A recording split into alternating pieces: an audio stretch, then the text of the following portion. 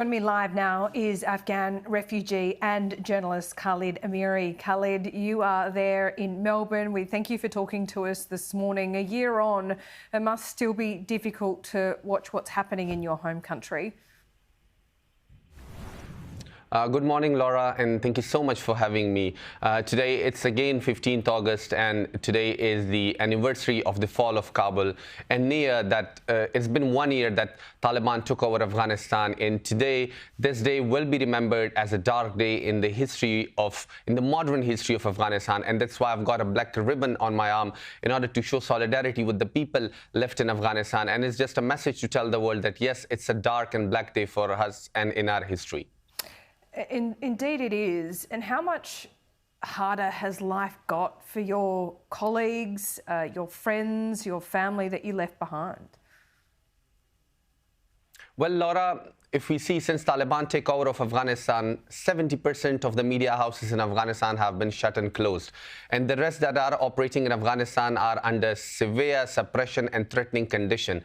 We recently saw that women in Kabul were protesting for their rights and they were beaten with lashes. Many women were disappeared. Many were kidnapped. So situation is getting worse day by day. We see that a famine, a humanitarian catastrophe is unfolding in Afghanistan. We saw horrific images and heart-wrenching images from Kabul where parents were selling their children in streets of Kabul because they could not feed them. There's a brain drain going on. Every youngster in Afghanistan that you meet today or that you talk to is finding a way to leave the country because they see no future under Taliban.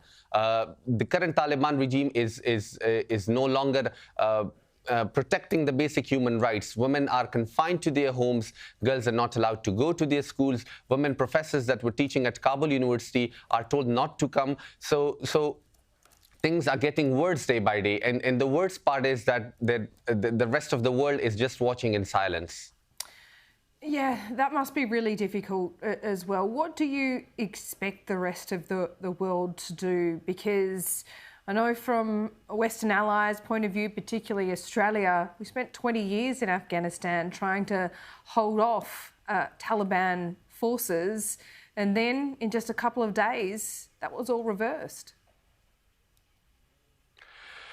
Well, 15th August 2021 was very traumatic for Afghanistan and for the Afghan people, particularly for me, because we felt betrayed, we felt abandoned. A nation of 35 million people were left behind, and a terrorist group that was killing them for the past 20 years was given a platform to rule a country. Look, Laura, the international community spent trillions of dollars in Afghanistan. We saw that the NATO and the coalition forces lost more than 3,000 men in this war. And today we see what is the result. That same terrorist group has taken over that country and it's ruling it. The current interior minister of the Taliban government in Kabul, Sirajuddin Haqqani, is a wanted global terrorist. If you Google his name, there is a bounty, there is a prize money on his head, and he's roaming around freely in Kabul.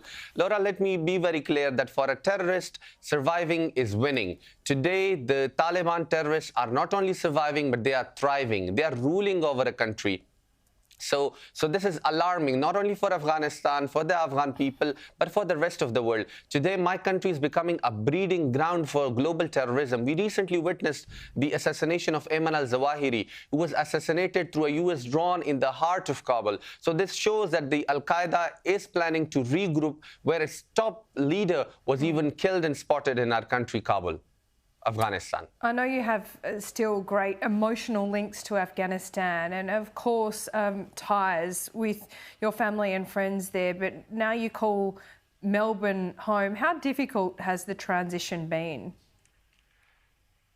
Well, Laura, in initial days, it was very traumatic. It was very heartbreaking. I passed through severe depression and anxiety because we never thought we'll have to leave our homes like this, and then all the dreams and all our lives that we had worked for, we had to leave behind and then settle in another corner of the world where you never thought of.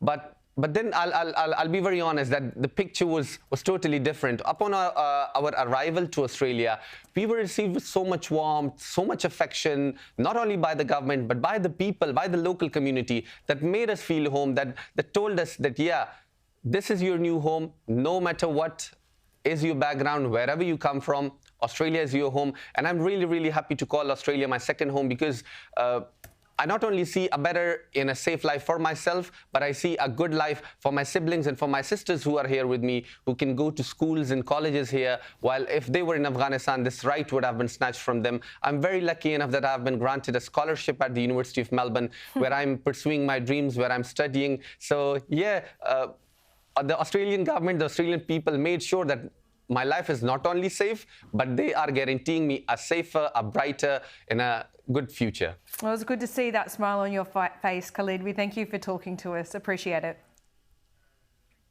An absolute pleasure, Laura. Thank you for having me.